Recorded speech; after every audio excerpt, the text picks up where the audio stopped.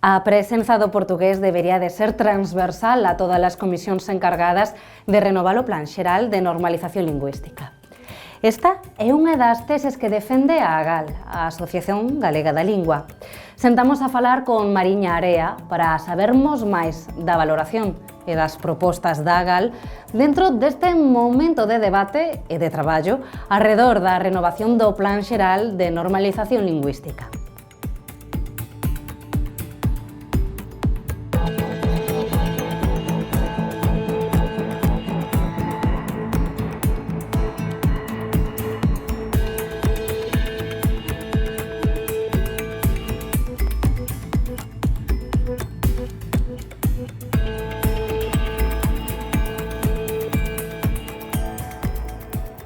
O que parece ser un resurximento sobre o debate da lingua é consecuencia directa dos últimos resultados apurados polo Instituto Galego de Estatística, que xa verifican unha minoría galego-falante na Galiza. O propio facto de pôr en funcionamento estes grupos de traballo, penso que hai que tirar proveito del, é positivo, porque abriu, alén dun novo debate, un novo horizonte para mudarmos as cousas, en que esperamos que se consulten, que non fique reducido aos grupos parlamentarios, mas que se consulte toda a sociedade, incluído asociacións, centros sociais, movimentos que levan toda a súa existencia traballando en prol da lingua. Criar un pacto, dado o sistema de tomada de decisións que temos, é fácil. De facto, danse. O Plano Xeral de Normalización Lingüística de 2004 e a Lei Bandetti Paz Andrade foron acordos unánimes, mas que na práctica ficaron quase en papel mollado. Entón, o xis da questón é como se desenvolveren, quais as medidas que se van tomar, qual o orzamento que se vai reservar para iso.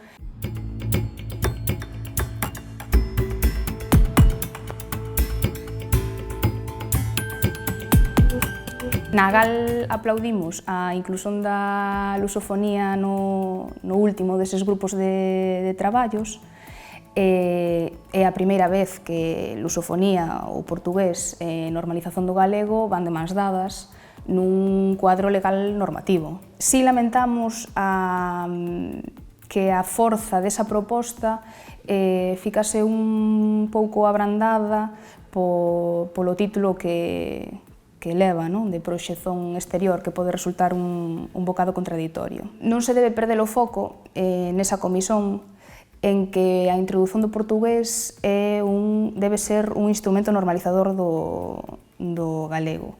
O galego está a atravesar secularmente un proceso de hibridación acelerada que fai con que as persoas deixen de ver un valor socioprofesional nel para o transmitir ás novas xerazóns. Por tanto, é importante a importación de produtos portugueses en libros, en música, en televisión, en ensino, nomeadamente, do portugués na Galiza, para testar realmente esa competencia do galego nestes espazos. O portugués, sendo moi ambiciosas, non debería ficar reservado con un carácter compoñencial, non así illado nunha só comisión, mas si debería ter un tratamento transversal, quer dicer que atinxixe todos os ámbitos, o ensino, as tecnoloxías, a industria cultural. Unha ponte para atinxirmos iso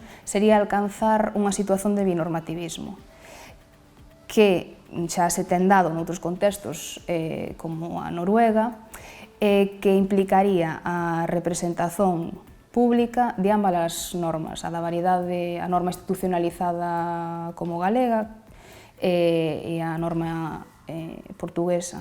Principalmente por dous motivos. Por un lado, por xustiza social, porque existe unha parte da populación utente, militante e consciente do galego que se quer ver representada nesa grafía, e por outro, e máis importante, porque familiarizaría as persoas con esa variedade e facilitaría ese contacto.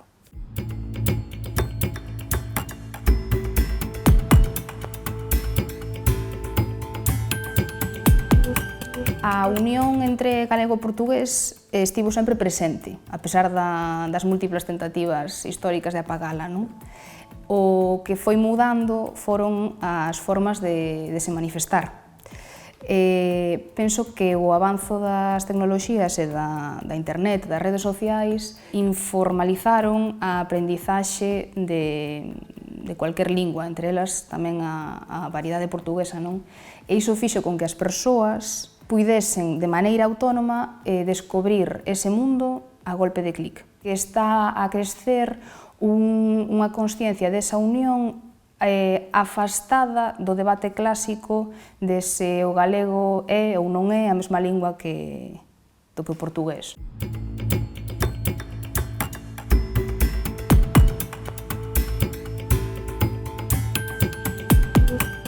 O novo plano non pode ser unha simples recuperación do plano de 2004. Non me refiro a actualizacións obvias derivadas do contexto da internet e das redes sociais, non? Mas a medidas moito máis substanciais que xa se poderían ter tomado se se asumise a vulnerabilidade do galego como unha lingua sen Estado nun contexto de globalización. Esta condición das linguas afecta nomeadamente en dúas problemáticas. A primeira, a desaparición como lingua das novas xeracións a través das escolas e das familias, e, por outro lado, a súa prescindibilidade entre as grandes linguas de comunicación internacional. A primeira delas non se resolve únicamente derrogando o decreto do mal chamado plurilingüismo, nen alcanzando o 50% das aulas en galego. Cualquier sociolingüista merecedora deste renome defenderá a inmersión lingüística como a ferramenta máis eficaz para a revitalización e recuperación das linguas minorizadas. A inmersión lingüística baséase basicamente en que, no suposto de que a lingua A, quer dizer, a lingua de maior prestixio, no noso caso o español, xa é incorporada de maneira informal e espontánea debido á súa superioridade e, por tanto, non precisa dunha planificación lingüística. É a administración pública, a través de políticas lingüísticas, que debe criar esas zonas de seguranza onde a lingua minorizada, a lingua B, o galego, poida se desenvolver de maneira completamente normal sen a presión da lingua dominante, nomeadamente no ensino.